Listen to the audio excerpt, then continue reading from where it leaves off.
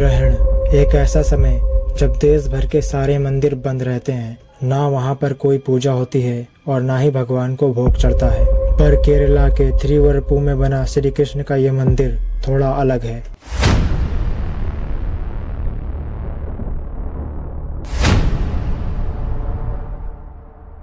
नमस्कार, मैं हूं सैफ और स्वागत करता हूं आपका इस नए वीडियो में। एक बार सूर्य ग्रहण के दिन बाकी मंदिरों की तरह इस मंदिर को भी बंद करके रखा गया। लेकिन अगले दिन जब इस मंदिर के पुजारी गर्भगृह में आए तो वो श्री कृष्ण की मूर्ति को देखकर दंग रह गए और मूर्ति पहले से ज्यादा काफी पतली लग रही थी। मीनाचल नदी के किनारे बसा ये मंदिर अपने सुंदर आर्किटेक्चर और यहाँ पर मनाए जाने वाले फेस्टिवल्स के लिए जाना जाता है। पर इस मंदिर की सबसे खास चीज है इस मंदिर में मौजूद श्री कृष्ण की मूर्ति।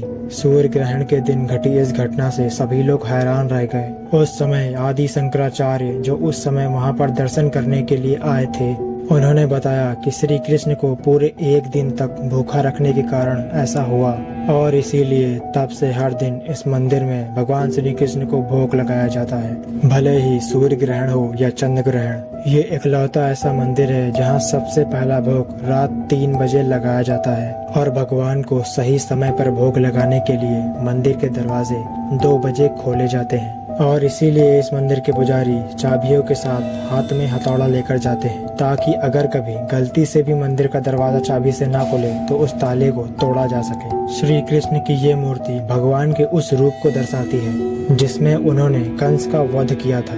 कहा जाता है कि युद्ध के बाद श्री कृष्ण को बहुत भूख लग गई थी और इसलिए इस मंदिर में सही समय पर भोग चढ़ाना जरूरी होता है। अगर सही समय पर भोग नहीं लगता तो भूख के कारण ये मूर्ति पतली होने लगती है।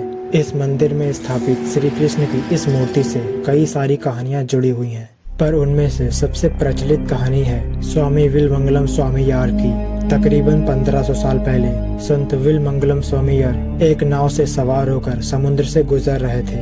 अचानक उनकी नाव एक जगह पर फंस गई। कुछ देर कोशिश करने के बाद वो पानी में उतर गए। तब अचानक उस जगह का सारा पानी सूख गया और उन्हें दिखी श्री कृष्ण की एक 5 फीट लंबी मूर्ति। उन्होंने इस मूर्ति को एक नाव में रखा और आगे बढ़ गए। कुछ समय बाद थिरुवरप्पू गांव पहुंचने पर उन्होंने इस मूर्ति को एक स्थान पर रख दिया और खुद स्नान करने चले गए। लौटने पर जब उन्होंने इस मूर्ति को उठाने की कोशिश की तो वो अपने स्थान से टस से मस नहीं हुई और आज थिरुवरप्पू में उसी जगह पर एक भव्य मंदिर बना हुआ है। ऐसा माना जाता है कि ये मूर्ति जो स्वामी जी को समुद्र में मिली थी, इसका संबंध महाभारत काल से है और ये मूर्ति स्वयं श्री कृष्ण ने पांडवों को दी थी। तो फिर ये समुद्र के अंदर कैसे जा पहुंची? कई लोकल्स मानते हैं कि अपने राज्य को कौरवों के हाथ हारने के बाद जब पांडव वनवास के लिए जा रहे थे तो उन्होंने श्री कृष्ण से प्रार्थना की कि उन्हें अपनी एक मूर्ति दे दें, जिससे पांडवों को ये आभास होता रहेगा कि उनके इस सफर में श्री कृष्ण उनके साथ हैं। उनकी प्रार्थना को स्वीकार करते हुए श्री कृष्ण ने उनको यही मूर्ति भेंट की थी। अपने वनवास के दौरान पांडवों ने पूरे 14 वर्षों तक इस मूर्ति की पूजा की थी। जब पांडवों का वनवास खत्म हुआ तो वो अपने साथ इस मूर्ति को ले जाने लगे, पर उस समय जिस जंगल में वो लोग रुके हुए थे वहाँ के मछुआरों ने उनसे विनती की कि ये मूर्ति उन्हीं के पास छोड़ दे। पांडवों ने मछुआरों की श्रद्धा को देखकर इस मूर्ति को उनके गांव में स्थापित कर दिया। मछुआरों ने कई सालों तक इस मूर्ति की पूजा की, पर अचानक उन पर कई संकट आने लगे। बहुत से संकटों को झेलने के बाद वो अपनी समस्या को लेकर एक साधु जी के पास पहुँचे।